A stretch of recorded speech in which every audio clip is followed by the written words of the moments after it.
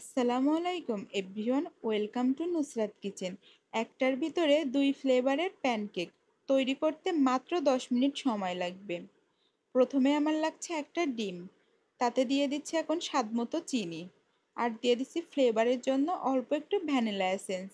এখন সব কিছুকে ব্যালেন্স করার জন্য সামান্য একটু লবণ আর সাথে 1 চামচের মতো রান্নার তেল দিয়ে দিলাম। তারপরে যাচ্ছে এখানে হাফ কাপের মতো লিকুইড দুধ। লিকুইড দুধের পরিবর্তে পানিটাও দিতে পারেন। তারপরে সব কিছুকে মিশিয়ে নেব আমি প্রায় 4 থেকে 5 মিনিটের মতো। এখন দিয়ে দিচ্ছি 1 কাপের মতো আটা আর সাথে অল্প একটু বেকিং পাউডার।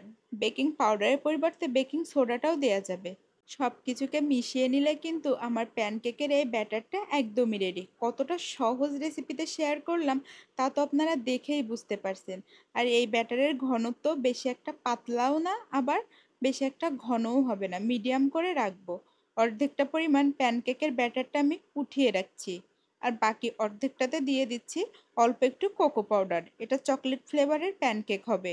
এভাবে কিন্তু একের ভিতরে দুই ফ্লেভারের কেক আপনারা বাসায় তৈরি করে বাচ্চাদেরকে দিতে পারেন।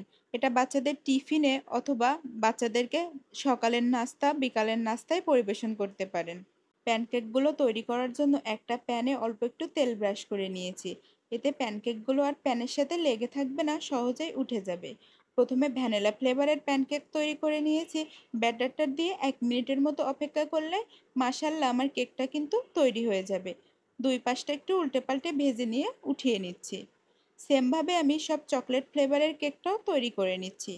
আর এভাবে প্রতিটা কেক মাশাল্লাহ আমার কিন্তু অনেক বেশি সুন্দর, নরম, তুলতুলে, আর সাথে অনেকটা জালি জালিও হয়েছে। দেখে হয়তো আপনারা বুঝতে পারছেন।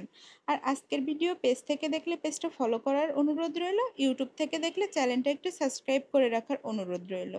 মাশাল্লাহ আমার সব কেকগুলো এভাবে তৈরি করে নিয়েছি। এখন ফ্লেভারটা আরও বেশি মজাদার করার জন্য দিয়ে দিচ্ছি উপর থেকে একটু চকলেট। চকলেট বা নিউট্রেলা এখানে দিতে পারেন। দিয়ে সব কেক আমি এভাবে একটা একটা করে তৈরি করে নিয়েছি। মাশাল্লাহ প্রতিটা কেক কিন্তু অনেক বেশি নরম, তুলতুলে, তুলার মতো হয়েছে, আর অনেকটাই জালি জালি হয়েছে। দেখেই তো বুঝতে পারছেন। আর এভাবে কেক তৈরি করে কিন্তু বাচ্চাদের টিফিনে সকাল বিকালের নাস্তায় পরিবেশন করতে পারেন। তারা খুবই মজা করে খাবে। আজকের রেসিপি একটা শেয়ার করে রাখবেন, না হলে কিন্তু আমার একের ভিতরে এই দুই ফ্লেভারের কেকের রেসিপিটা হারিয়ে যেতে পারে। আর রেসিপিটা কেমন লেগেছে অবশ্যই আমাকে কমেন্ট করে জানাতে কিন্তু একদমই ভুলবেন না।